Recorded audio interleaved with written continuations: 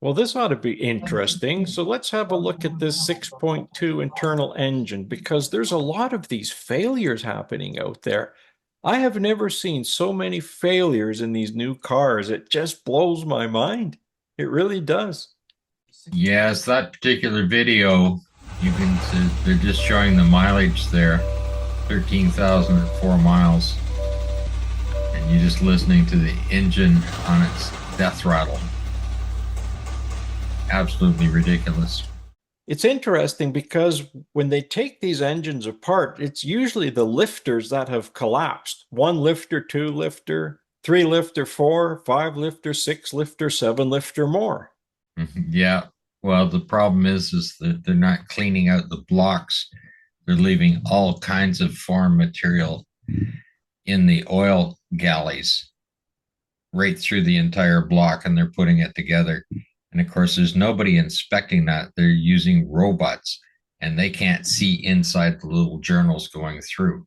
If they aren't blown out clean, and of course, you realize that these engines are down to a much finer tolerance.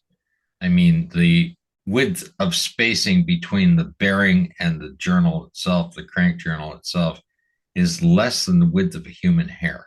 That's why they're using thinner and thinner oils to be able to fill that space up. If you leave larger margins there and use a heavier oil, they're just claiming that pushing the heavier oil around is costing fuel mileage.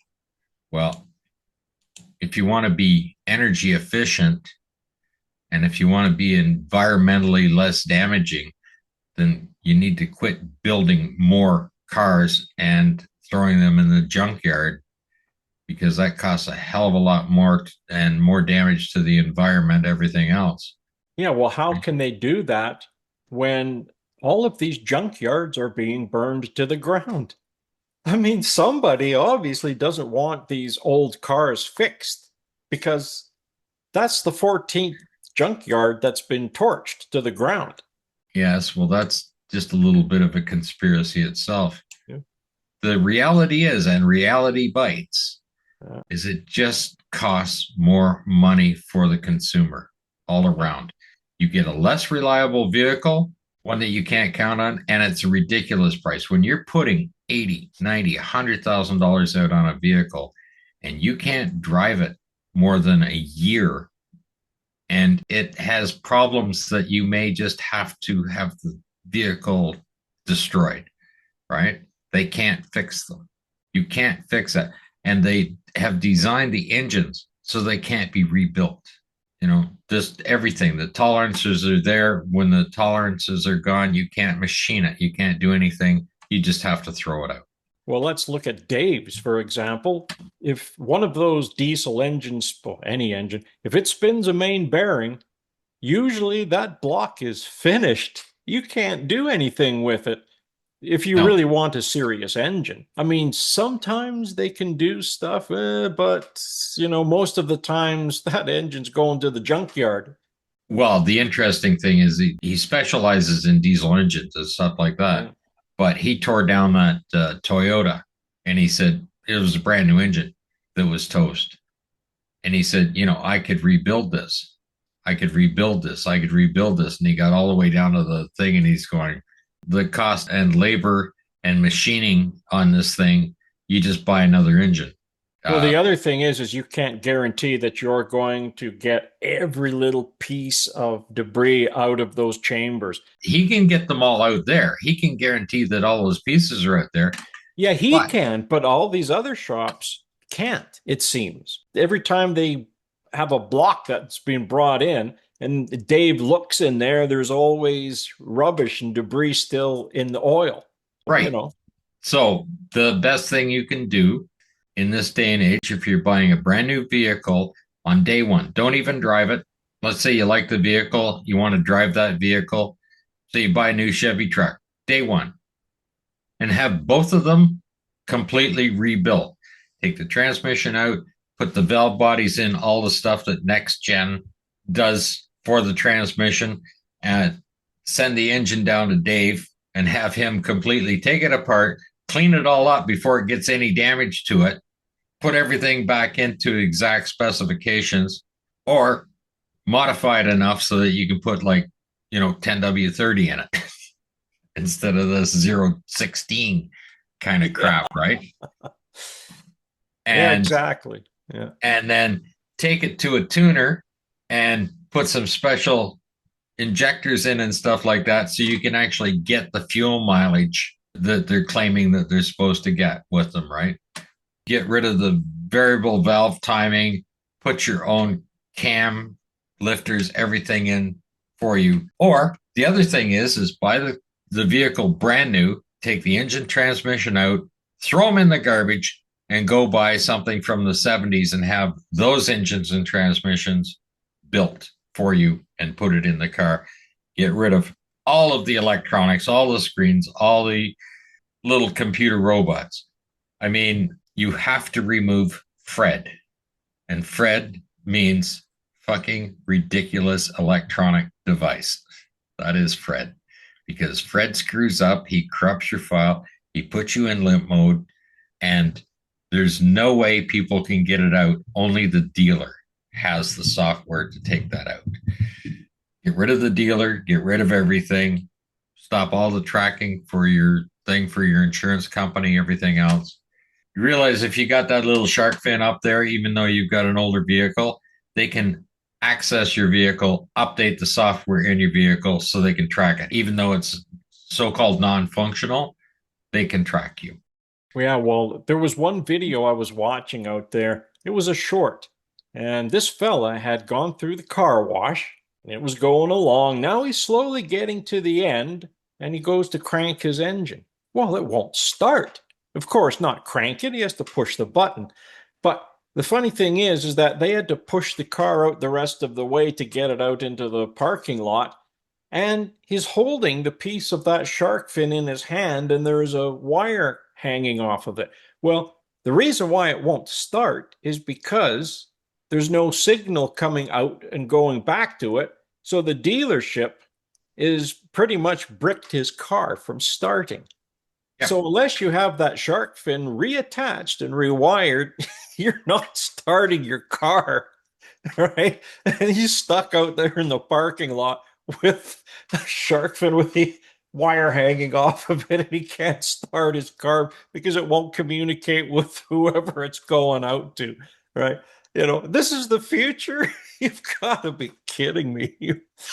Oh, There are hacks out there for some of the newer cars for the telematics that are in your vehicle. And I mean, it doesn't matter which one you're looking at. If you want to try and disable the telematics, it goes back to your insurance company, all that data going back to there. But you're going to lose some features of your vehicle. And the first one is that they've got it controlled with your Bluetooth devices in your vehicle. So when you attach your phone, it's not going to hook to your car. That's the first one that goes. The other one is the remote start.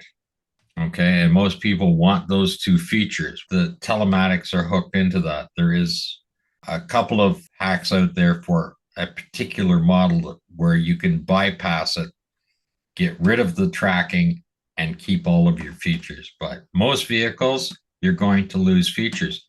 So why pay for these features? They're in the car. Why do you have to pay a subscription to have heated seats, heated steering wheel, remote start, you name it? That's ridiculous. well, And here we go again, though, with this 6.2 liter GMC series, right? This is the 1500. And again, we have ticking problems. So let's have a look at that one. that's brand spanking new, that vehicle. And it's a Denali, so you're over $100,000 in Canada. Not only that, the pulleys on the front for the serpentine belt are squeaking as well, right? Absolutely ridiculous. No, Yep. these are virtually brand new vehicles. And this is what you're getting. Then you look at the other one here. Oh, I love this one. This is the 6.2 liter problems, and he's got the engine torn down here. And we're looking Yeah. at the valves. Yes. I'll just stop that for a minute because you've got aluminum head. And of course, the aluminum is not solid enough or hard enough material to make a valve seat on it. And you're looking at him, he's holding the seat of the valve. When you go back on the old riding lawnmowers and stuff like that. The older engines, not the overhead valve ones, right? The ones that were beside it, just the flat plane ones. They would have a problem if you overheated the engine even a little bit. The valve seat would separate like that. You could literally pop the head off of them, tap the seat back in around on there, and then you would sit there with a punch and you would just all around the edge of the seat, you punch it in and it swells, of course, the aluminum to stop the seat from popping back out. I've done that. I don't know how many little engines I've done that to make them run again. Yeah, but look at this. The valve on the top, if you notice on the right-hand side of this valve, there's a little nick in it. So that Yep. means that that's not going to seal very well, is it? If you've damaged it, it's done, right? You'd have to do a little more work on it and reseat the valve. It's not hard to do. I've done lots of them. Then we come to this one. This is the 2021 GMC AT4 engine failure. Again, 6.2 liter. So let's just open that one up and have a look at this one. You see, we have rod bearing failure. Right at the very end, well, almost at the end of that video when he's coming down there, you see the journals are black, they're dark in color.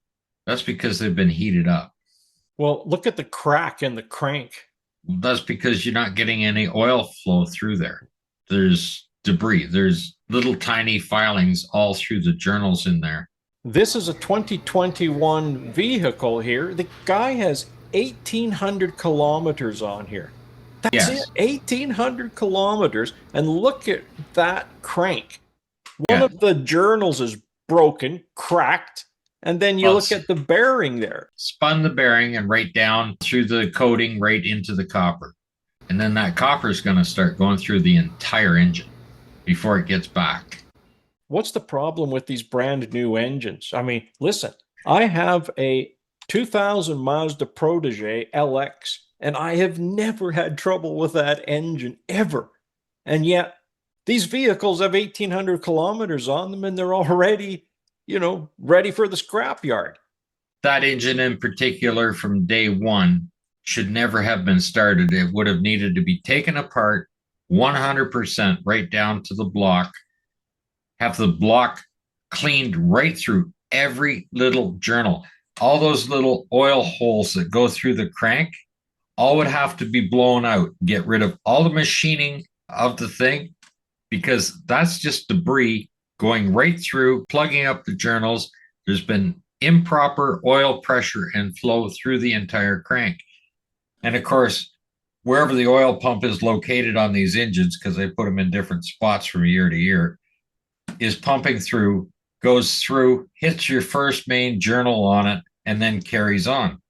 It doesn't matter where the blockage is, it's stopping the flow of the oil all the way through the journals. Every one of the rod bearings, every one of the journal bearings or crank bearings are going to be toast on it from running it for 10 minutes.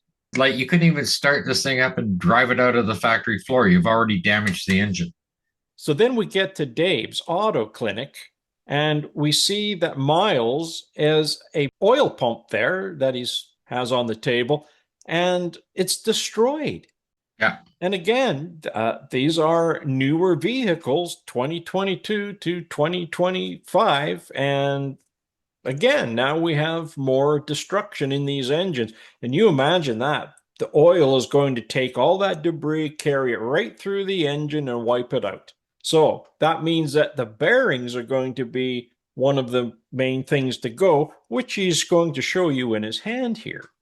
Yeah. Well, unfortunately, with these engines, the way the liners and everything else are created in this engine alone, that electroplating that they put in there for the liner, you can't hone that out. You can't machine it in any way, shape, or form. And the engine blocks are so small that you literally can't bore that out and press a liner in. If anybody wants to see how to press a liner in, Jim's Automotive is the best machine guy you will see, old school, that does tractors where they replace the liners. These engines aren't like that. They can't be machined like that. You can't even deck the block on these things. The tolerances are so exact on the engines, you can't do that. You can't take like even 5 thousandths off of a head, not going to work for you.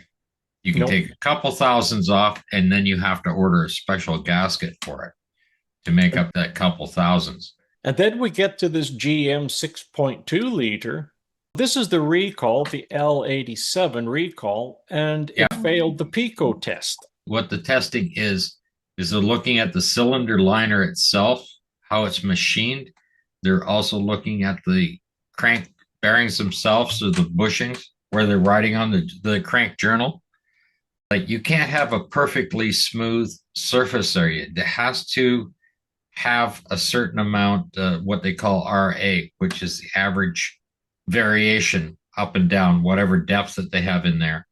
And it has to be that RA has to be at a certain level to allow the oil to be able to flow through that and cushion the bearing that it's sitting on.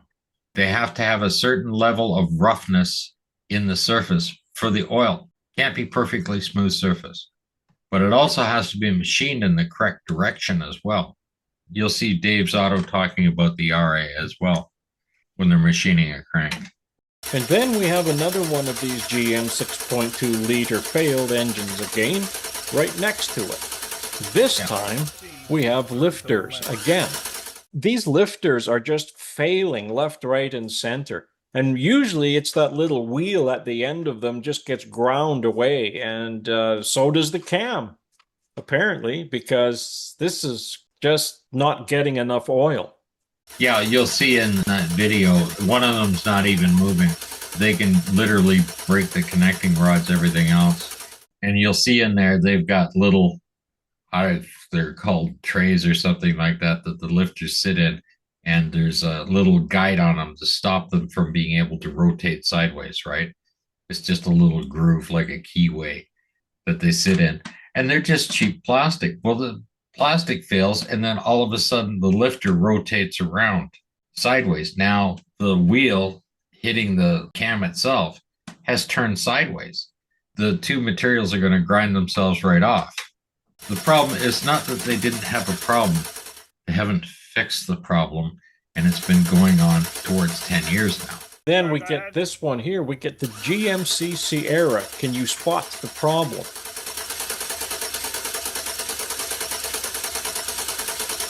Yeah, well, that's it. One of the lifters on that one is not moving. Yeah, precisely. You see, now again, you have a collapsed lifter.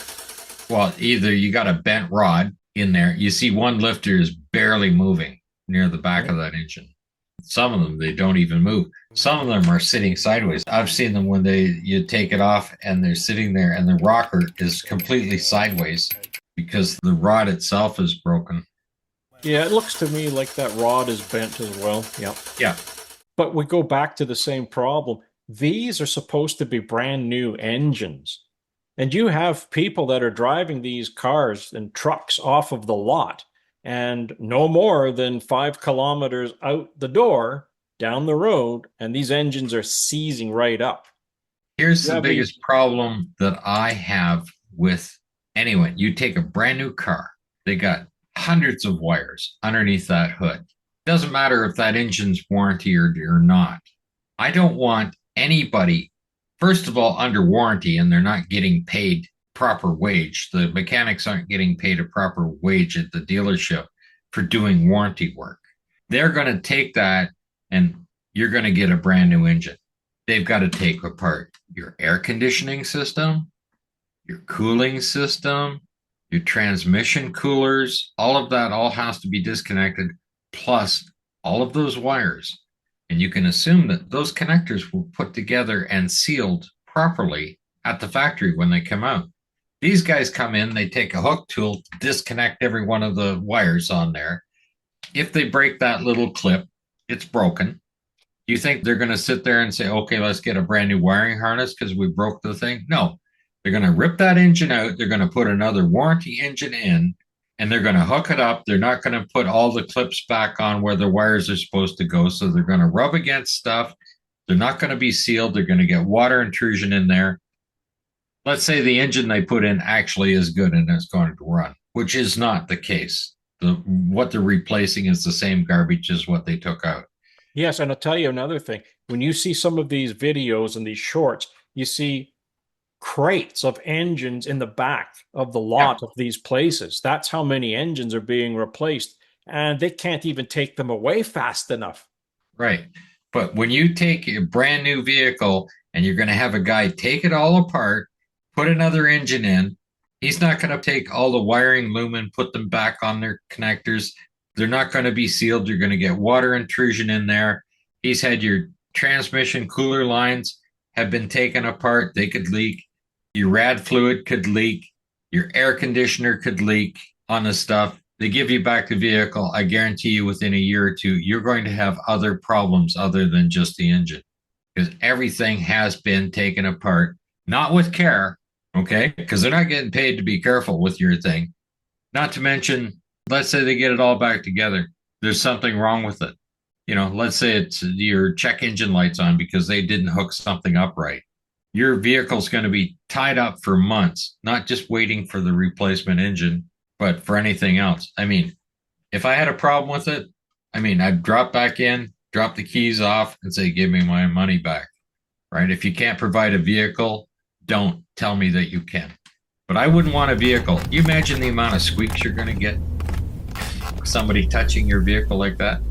You imagine how much less life there's going to be to that vehicle because of all of the intrusion that has happened on one engine?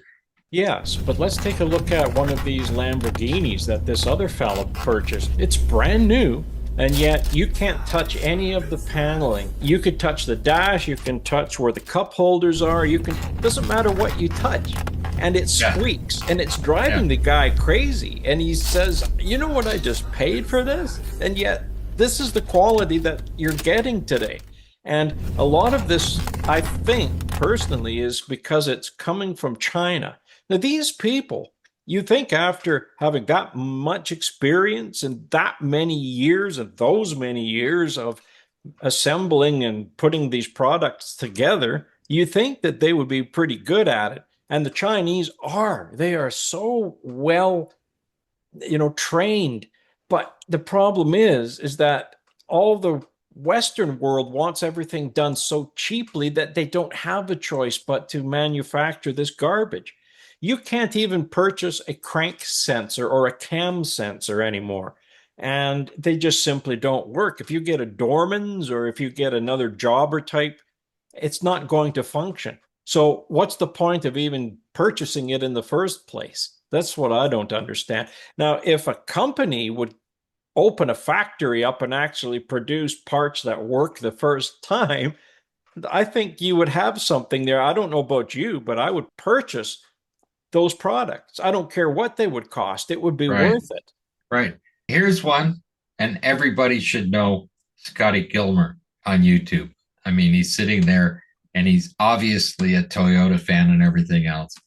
And he buys his wife a nice little car. He's so cheap. This guy, he makes a lot of money. He's so freaking cheap. He's buying basically a base model car. He can't even afford a paint job on these things. Just so everybody knows, if I see a white vehicle, it's because white vehicles are base model vehicles. If you can't afford the color of the paint, if it's just got to be white, that's what commercial vehicles are. Commercial vehicles are base model. I don't care if it's fully loaded up. I don't care if they say that it's got a white pearl, this and that and the other. It's cheap paint. They're trying to sell you the cheapest product out there. It's just like Donald Trump giving Charlie Sheen a fucking set of cufflinks, right? But you get there, and here's Scotty Gilmer gets his brand new Camry, gives it to his wife. The rear window doesn't shut, it makes a noise. The rubber has not been installed properly on there, and he has to get out some crazy goop and seal it in on the thing because it's a new car and you can't buy that piece of rubber in there on the back window to seal it. He's sitting there squealing and making a noise when he's running down the highway on a brand new vehicle, on a vehicle that he absolutely loves, supports their product 100%. And of course, he will make that car run, and he's not going to tell you all the little tiny problems that are in that vehicle. He told you that one. But even Toyota's quality is down. he might end up with a warranty recall on the engines as well, right? Because those engines are not being cleaned out properly. And of course, he gets the car, he's going to drive it a couple hundred miles, change the oil, drive it another 1,000 miles and change the oil. And then every 3,000 miles, he's going to change the oil on it. So he can show you how well they last. Nobody does that. Nobody needs to have that kind of attention. You don't need to have a Class A auto mechanics license to operate a vehicle. And that's what it comes down to these days. Well, you look at the way that the engines and the transmissions are being made today, you have to wonder, why don't they put a dipstick in these engines any longer, or the transmission? And then they're saying, oh, well, it's for the life of the car now, so you don't need to change anything. That transmission oil is for the life of the car. But the Yeah, thing is, if you want the car to last a lifetime, then you're going to have to change that transmission fluid at 30,000 miles, as that's what some of these guys are recommending anyway. And forget the 10,000 mile oil change. You do it at 3,000, not 10,000, if you want that engine to last.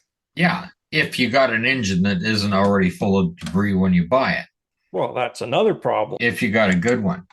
And of course, the dealers want to sell you a new car. And it's not that they make money from the initial sale of the car, they want you to put it and finance it. That's where they're making their money. They don't want to sell you a car cash. They want you to finance 100% of that car or lease 100% of that car. And that's where they're making their money. And it doesn't matter what they charge doing repairs on vehicles, their cost of overhead to have a mechanic in there and everything else. I mean, they can charge $200 an hour for labor rate now just to break even. But then you go back to Dave's Auto Clinic again and you look at this. Oh, I know. Why do these people have to put three engines into a brand new truck?